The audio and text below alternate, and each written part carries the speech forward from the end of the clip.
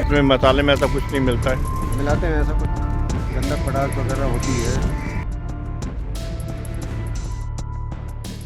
उत्तर प्रदेश के जिला बरेली में मांझा फैक्ट्री धमाके में 3 लोगों की मौत के बाद चौंकाने वाला खुलासा हुआ है। दरअसल मांझा बाजार में चाइनीज मांझे को टक्कर देने के लिए बरेली के कुछ कारीगर उससे भी खतरनाक मांझा बनाने में जुट गए थे। इसके लिए वो विस्फोटक सामग्री का इस्तेमाल करने लग गए। बाकरगंज हादसे के बाद पुलिस ने सख्ती के साथ इस किस्म का खतरनाक मांझा बनाने पर रोक लगा दी है। बताते हैं कि पतंग प्रतियोगिता और विशेष मांग पर यह मांझा तैयार किया जाता था। लखनऊ, दिल्ली समेत कई राज्यों में इसकी सप्लाई होती थी।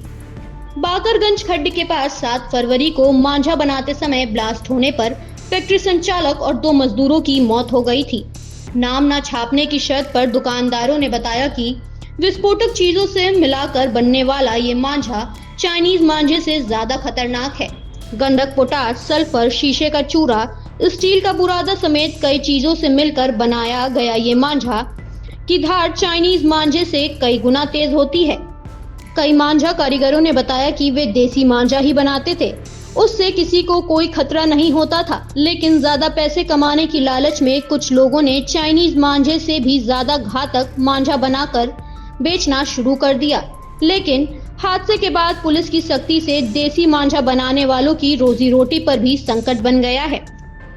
एक दुकानदार बताते हैं कि खतरनाक मांझे का इस्तेमाल पतंग के बड़े आयोजनों में होता है।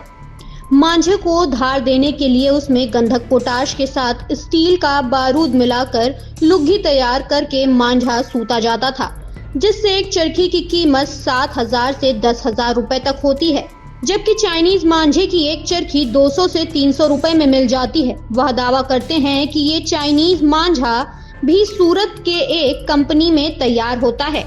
दुकानदारों के अनुसार पहले यहाँ देसी मांझा ही बनाया जाता था, जिसकी एक चरखी की कीमत 40 से 400 रुपए तक होती थी। लेकिन अधिक मुनाफे और चाइनीज मांझे को टक्कर देने के लिए कुछ जगह विस्फोटक इस्तेमाल करके मांझा तैयार किया जाने लगा।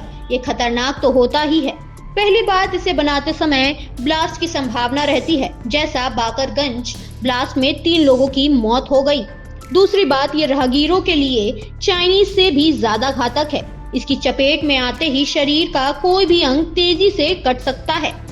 कारीगर ये मांग उठाते हैं कि पुलिस प्रशासन यहाँ और गहनता से जांच कर ले और ये सुनिश्चित कराए कि देसी तरीके से जो मांझा बनाया जाता है उसका काम उत्पादन कराने की छूट मिले, ताकि कारीगरों के सामने रोजी रोटी का जो संकट पैदा हुआ है वो दूर किया जा सके। गलत तरीके से मांझा बनाने वालों पर बेशक कार्रवाई की जाए।